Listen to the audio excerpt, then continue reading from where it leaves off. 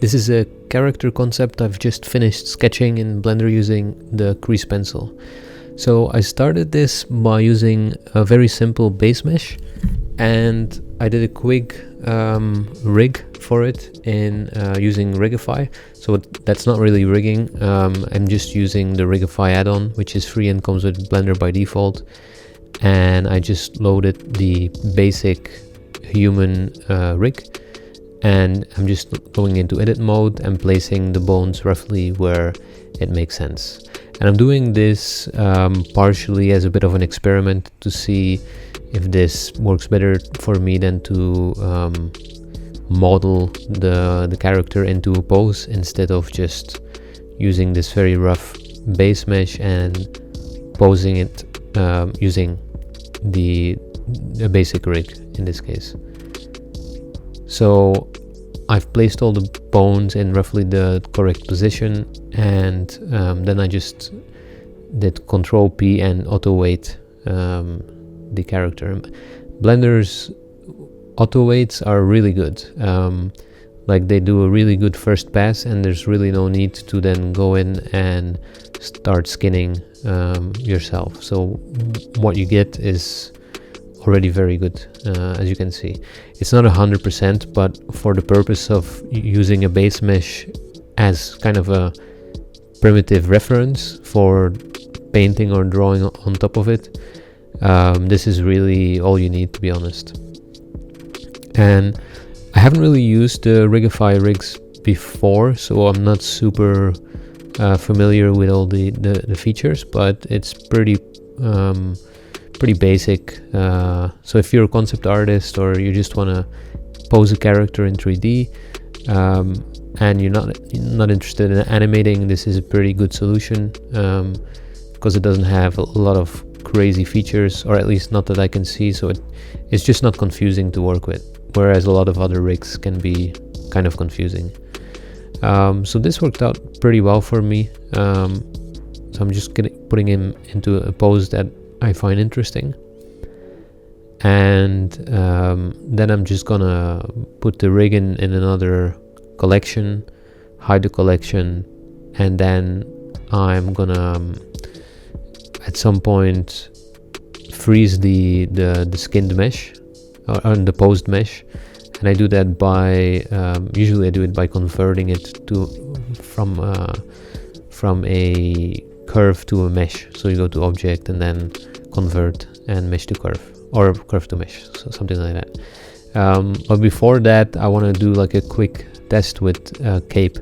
So I'm just adding this basic plane geometry and just positioning it a little bit and subdividing a few times, then adding a force, wind force, and just playing the animation. Then you should get some kind of rough cloth simulation, and I'm keeping it quite simple. For me, I'm not really that experienced with simulation related stuff, so it takes me a while to figure out what the best settings are here.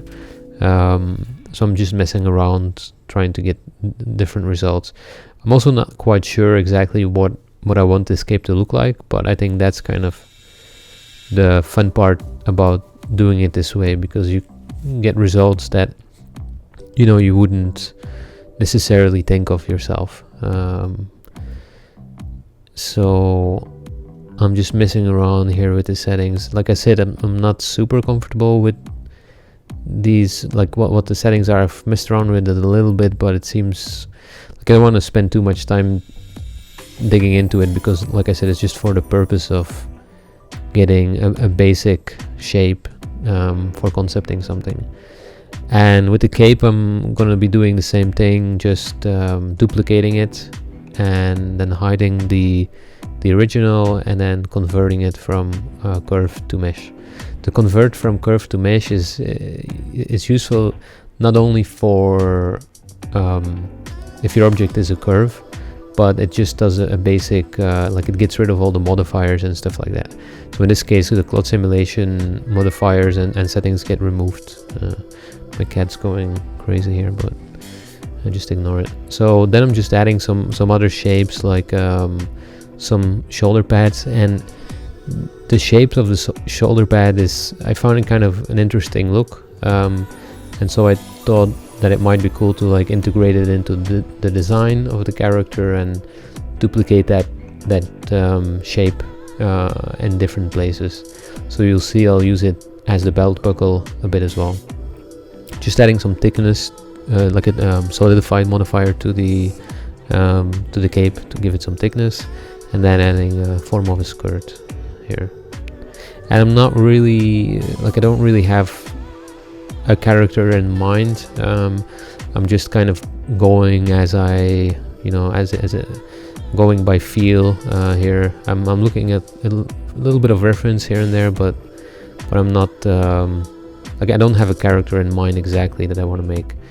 So to be honest, it's kind of bothering me a little bit at this point, because I feel like I'm just kind of blindly making a character just for the sake of sketching something, and I think maybe for the next character I'm gonna do, I want to maybe put a little bit more thought into the character and really design something with intent, because at this point I'm just I'm not super happy with how this stuff is turning out. It's definitely good practice and I'm enjoying doing it, but I also feel like it's starting to get a little bit bland, and it's definitely useful for me also to figure out good techniques to get design stuff in a quick way, and iterate on stuff. But this kind of exactly the problem is the fact that I don't really iterate on these things. Like I make one of these and then I call it done, and either for a YouTube video or just for for practice or for myself, but then I don't really iterate on the concept. And I feel like I should focus on sketching something out, and then maybe, or sketching a few things out, making some variations of the sketch, and then refining it and just making something that's a little bit more polished. So we'll see for maybe the next video. Maybe I'll do a series where like a single character over the course of maybe 3 weeks, so 3 videos instead of just everything in one video. That might be interesting. So you see I duplicated that shape to the belt, and just changed it a little bit, and then did the same with the spear. So now I'm just create a camera and put the camera in a position that I like, and set the lighting up in an interesting way so that I have the shadows where I want it, and so now it's pretty much ready to start sketching. So I'm just adding gonna add a crease pencil object and place it between the character and the camera, and then I can start sketching. So in this case, like with my previous videos, I'm basically just sketching like essentially 2D. I'm not really, even though it is drawing in 3D, it's not really drawing in 3D because I'm kind of just sketching on a single flat plane, as opposed to having my lines go in 3 dimensions. And for me, like, I could arguably just take a screenshot and go to Photoshop and essentially do the same thing, but this allows me to stay in one application, and at some point, as you'll see in the video, I'll go back into the model and add some additional parts to it. And again, I could do that and then with Photoshop, and then go back to Blender, take another screenshot and update it. But I really enjoy just sketching with Blender, especially having the sculpt features and the ability to just select and move strokes and stuff like that. So there's definitely certain advantages to sketch in Blender as opposed to Photoshop. I know that you have liquify and stuff in Photoshop, but it's really not the same as sculpt. I mentioned before, like, where it does fall flat for me is when you want to start coloring the or really shading the concept, or whatever you're drawing. I think you are better off doing that in Photoshop at this point. It's just a little bit of an awkward system with the fill stuff. I think the material fill option, so to color your the interior of your strokes, it's cool, and I think it's probably mainly developed for animation, like cel shaded animation, and it works very well for that. But yeah, just it kind of limits you to, or at least I think it limits you to a specific style. And I'm not. It's not that I don't like just cel shaded stuff, but I don't like the fact that's really pretty much the only option you have. I know you have gradients as well and stuff like that, but they're a little bit awkward to work with still. So I'm just like doing a rough outline of the whole character, and then also adding some additional details, like in this case just some armor on the boot or the knee area, and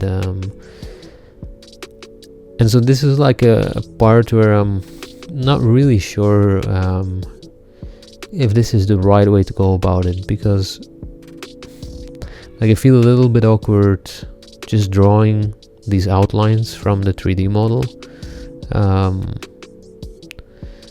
So I'm not sure if this is, the advantage is that I save a lot of time with getting the pose, for example. Like I don't have to struggle getting the pose look interesting, or like the basic composition of the pose and the camera angle and stuff like that. But I think like where I modeled the belt area and the shoulder pads and stuff like that, I'm not sure if that was necessary, because I feel like I have some of those details now modeled and I'm just outlining them, and then I have other details that I end up having to just come up with on the fly in 2D. And you'll see now that I'm trying to like figure out an interior for the chest, and I'm kind of struggling with it a little bit, and it's not really working out for me. And so I do then end up going back into 3D and add some shape there to help me out. And there's nothing wrong with that, but I'm not really like, I don't really like it that much, the fact that I'm ending up doing that. So I think maybe the next time I do a character like this, I'll just leave it at just the pose and not add like the details, like maybe something like a cape, because it's kind of like a big shape. But like the belt and this, even the skirt, kind of like essentially the secondary detail. I don't think it's helping me that much, to be honest. And then I always struggle with hair. I never really know what to do there, it's also one of those things that you really kind of need to practice to make it look right. And this is also a time where if you have a real idea of what your character is, what the story of your character is and what kind of character it is and all that stuff, it kind of helps. And I don't at this point, so I'm just like trying out different things in terms of the face, the expression and stuff, and it's all right, I think it's okay to do that, to just essentially just sketch and find your way, but I'm not sure if it's the best way to get really the best work, I think. So I think like if you do maybe a few of these, and then you start getting an idea of the character you want to make. So like at the end, when this character is done, I see like a character that's kind of like in relatively like it's a veteran warrior that's also kind of has some kind of high status in whatever place that he lives in, maybe not royalty, but maybe like a very respected general or something like that. And so that's a good starting point for refining this character. But I only figure that out when I'm kind of done with the character and then looking at the character. And I think that's then a good point to go back in and iterate on the design and maybe make a few more sketches and maybe figure out some different angles. I definitely end up liking that shoulder pad and the belt, like that design. I think it's really interesting. I usually tend to get stuck with cylinders, so I get like just circles and cylinders, and then that's in all my designs. And obviously it's not necessary to do that. So I like the fact that I kind of broke that habit, and then have something a little bit different. So I definitely learned something from doing this, for sure. So you see, I added that detail in 3D, and the interesting thing is that chest plate that I added in 3D, it's in terms of perspective, it's accurate because it's traced from the 3D object. But if you look at it in the 2D lines, like it looks like it's not working, like it's kind of hanging to his left or the viewer's right. It doesn't really feel like it's right in terms of perspective. And that's interesting because it is traced from a 3D object. So it's either like because of the line weight, like the way I drew the lines, it kind of maybe fights against the accurate perspective, or maybe it's one of those things that shows that when you go from a 3D object to a 2D piece, that it doesn't always help to match or to be accurately matching the 3D object. So that's an interesting one, and it's another good example of why perhaps you're better off doing your secondary and tertiary detail purely in 2D and not relying too much on 3D as a base. So I adjusted that shoulder design a little bit on the left, because it was looking a little bit awkward from the angle that I have the camera at. Just wasn't really working. The ones on his right shoulder I think work really well, but at the same time I also like the fact that there's an asymmetry between the right and the left shoulder. And that shoulder pad on his right shoulder is definitely a design that I'm very happy with. So if I would like look at this whole character design and then see what was it beneficial for me, and what can I take with it to the next character, like what can I take out of that, it would be like that shoulder pad. Like I like that design.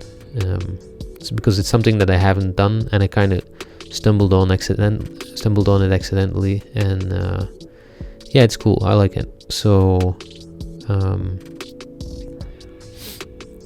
now I'm kind of like I'm really bad at inking or really any kind of shading. So I'm just kind of using the basic shadow setup that I have in the 3D model to figure my way through how this thing would have like dark area, where the dark areas would be, and then just drawing it kind of pitch black with a new material. And I think this is definitely one of those things that's like hugely underestimated, and it's kind of an art form in and of itself, to get, especially if you work with like these really dark shadows, like essentially what most ink artists would do, because you're kind of destroying a lot of information. You're saying like all this stuff that's in this shadow area, we're just gonna have it be completely black. So it's a little bit daunting to do something like that, and I'm not happy exactly with how that turned out.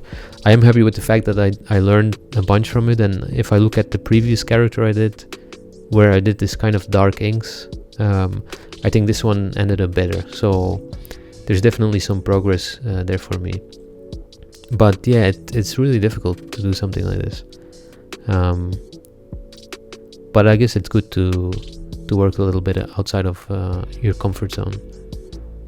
And this is also where these kind of interesting geometric shapes like the belt and the shoulder, where they kind of shine, because then if you have these pitch black shadow areas, it really helps accentuate those and kind of break up the internal detail.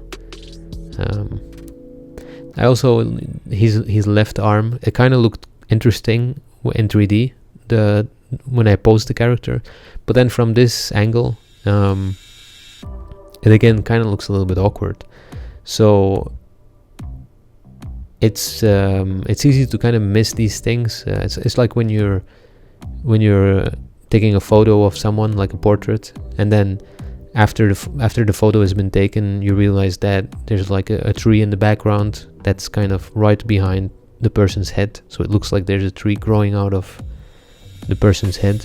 And it's the same thing here, where as you're positioning the camera, you're not necessarily aware of how certain shapes become awkward or disappear, or overlap with another shape that kind of then ends up blending into the same shape. And I had that issue essentially with his left shoulder pad, that just ended up being confused. And also now kind of his left arm is a little bit it's a little bit awkward, I think. And the whole pose, I think, seems to be a little bit bent over, or a little bit like curved towards the left. I think it's partially with the cape, and yeah, it's a little bit the whole curve of the character.